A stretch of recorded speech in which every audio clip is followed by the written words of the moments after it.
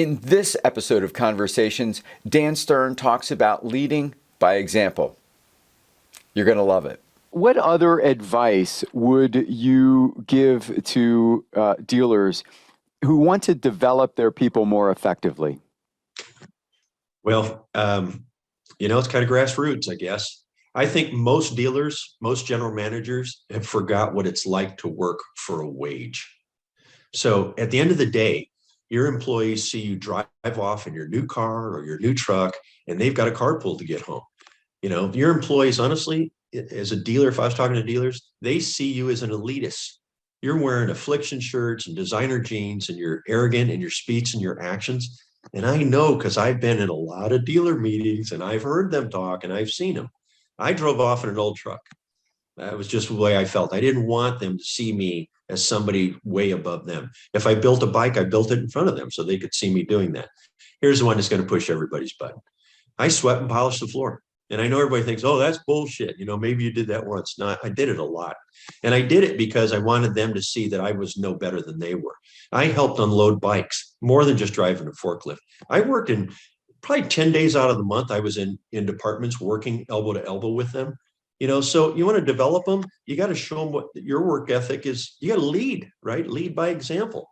And then, using the three things, my little deal there about, and I start with managers. So I would say, what three things can I do for you other than money? And that really sets them back on their heels. I'd make them think about that and respond to me in writing. And then when they came back with it in writing, I'd say, what three things can you do for me over and above your current responsibilities?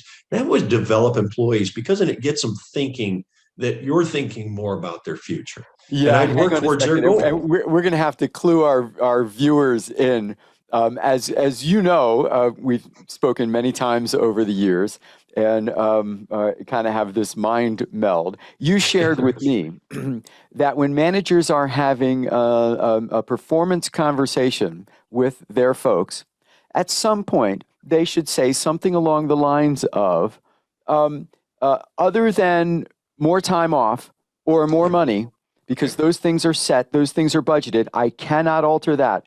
But other than more time off or more money, what can I do to help you thrive? Yeah. And I have been using that in our management boot camps and giving you absolute credit, by the way. So if there's any royalties, I'll cut you a check. There haven't been yet, but I'll keep you posted. And they are dumbfounded when managers use that at the employee's response. Yeah. And they love the framing of, Right. other than money or time off, Right. because that gets the nonsense out of the way, Right. Right. gets the knucklehead stuff out of the way. And then they just love this turn of a phrase that after, they say that, you should say to them, terrific. Now, over and above your existing roles and responsibilities, what else might you be able to do for us? Yeah. And I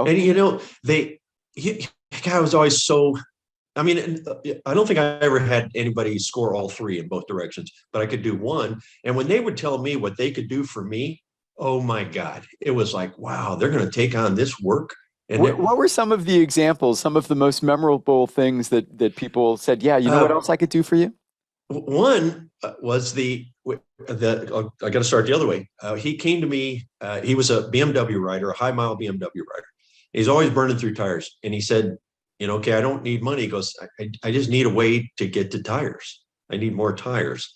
And I thought, okay, it's kind of like money, but I think I have real impact here. So I filled his cubicle full of tires, filled it. And then I came to him and I said, what are you going to do for me? He took on a trade show. He took on managing of some lower level people that one of the other departments didn't have enough time to manage. The payback I got for a bunch of tires was for years. It was phenomenal. So hang on a second. Let me see if I got this straight. So you had a guy working for you who was riding a Beamer I don't know if I love that, but okay. I know. I. So the guy was riding a Beamer. When you were having this performance conversation, you said, "What can I do for you other than money and Yeah, time off?" And he said, "Man, I need a way to get better tires because my motorcycle's my main mode. What can you yeah, do?" And yeah, then here in a stint of generosity, you got the guy a bunch of tires. yeah, So he came into work one day and his yeah. cubicle is filled with Beamer Yep, tires. tires. Yep. And then to reciprocate, he did all these other things, the trade show and took on managing people, Un did other stuff. the payback for me was tenfold what I gave him. Tenfold. And I that was the unusual one that I paid up first because normally I wouldn't do that. But that Yeah. was the most memorable one because the payback for me was the amount that he took on, the responsibilities that he took on, unloaded like two other people. Yeah. And it was but it really I think more of it is it's really get somebody to think. And when you use the word to develop them, it really, to me, it crosses that line. You got to show you care. You got to show you're Yeah. thinking about them. And that I use that, and I try to use that all the time. And I've only had one that I'll call failure, where a guy came to me and he said, "I can't think of anything but money." And that was an insight to me because then I thought I have a problem. Yeah. I have a problem moving forward because how do I motivate this person? Right. So it's Do powerful. you have any other examples of what people asked for you to do for them or what they then volunteered to do for you? God,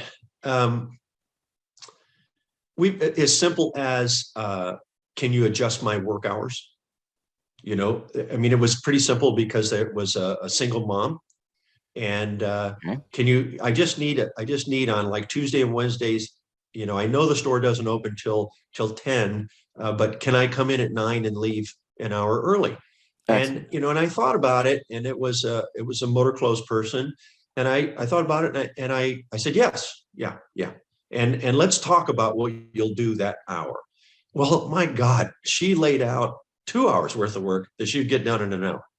And the uptick in what I could visually see, because she was so appreciative of getting that time, because she had asked before and she had been turned down Right. to do that because to the manager at the time it didn't make sense, but we didn't leverage her. And so, when we were going to have a sale in the upcoming week, that all the signs were already made, before 10 o'clock, she was actively working. So, uh, it just paid off the amount that we got just to shift her hours. It didn't cost us a dime, Yeah. but we Well, got so much more. you were so ahead of your time because now, given the, all of the employment stuff and the talent stuff that's going on now the rage is creating these sorts of Yeah, customized packages for employees so it will right. fit, for them. That's just some fascinating stuff. Well, I'm very proud that to this day, I have employees, not just from House of Thunder, but Custom Chrome show up at my door to tell me wonderful things about why they enjoyed working for me. So I Yeah. know I had impact, and it makes me feel great. Well, So yeah. was would you describe the tires in the cubicle? Was that what you call a Santa Claus moment? I love Santa Claus moments. Yeah, Yes. tell us about that. Tell us about Santa Claus moments. So, again, if you first off, I want to, and this goes to every company I've ever worked in. I want to create an environment where I'm excited to be at work. I'm excited to be around these people. So, Santa Claus moments is me listening carefully, and I'll give you an example of another one. Was my service manager. We're just chatting during work, and he said, "Hey, I'm going on vacation. I put time for vacation." I said, "Yeah, I saw that." I said, "Where are you going?" He goes, "New Orleans." I go, "Oh man, that's cool." And then it hit me. And I said, "I'll be right back." And I ran into my office and I called down to Prudhomme's restaurant in New Orleans, and I got a $200 gift card, and I made a reservation for him because I knew it was hard to get reservations for him and his wife. And I had them email me up a copy of that, and I put it in an envelope, and I went to him and I handed him this envelope. And I said, "I want you to have a real good time on your vacation, and here's dinner, and I've already made your reservations to get into this restaurant." And he looks at me And, I don't believe in giving cash. I really don't, because they spend it and it's gone and nobody thinks about it. But the fact that I went to that much trouble, I'm telling you, I scored more points with his wife than I did with him, because Yeah. she realized that now he's working for somebody that actually cares for them. Right. So, did it cost me $200? Yes. Was this one of my best employees? Yes. Would I do it for some of the others? Yes. But I had an opportunity to go over and above. Here's another one, right? Part-time guy, Dale, um, hardworking, just loved him, right? Low maintenance guy. And he comes to me and he says, hey, can I have one of the techs come in on their day off to work on my bike, and I'll pay you or pay them. I said, yeah, that's okay. So we did the whole routine, and he comes to me with the bill. And I said, this is the bill. He said, yeah, that's the bill. And I tore it up in front of him and handed it back to him. And I said, Dale, it's my pleasure to have you do this and do this for me. It was not unusual for me personally to change tires on people's motorcycles. Right. That's got tremendous impact. So again, it's actions. And here, it is a great, wonderful thing, but really think about this for a minute. When you were working, when you were punching a clock, wouldn't you want to be treated that way? Yeah. I didn't spend a ton of money on anybody, and they earned it. Oh my God, they earned it. So yeah, I always look for those, and I've got a lot of those success stories. But it makes that employee so loyal to you, and it makes them want to do good things for you, and they do. You just got to do it. I don't know why. I don't know why you wouldn't do it. That is so wild. Tommy Hannum did that for me See, when I was and you working for him. remember. Yeah. Yeah. Yeah. That's so Yeah. great. Yeah. You'll carry that forever. Forever. Now, so I don't want to give anybody the impression that you're some sort of California woo-woo softy.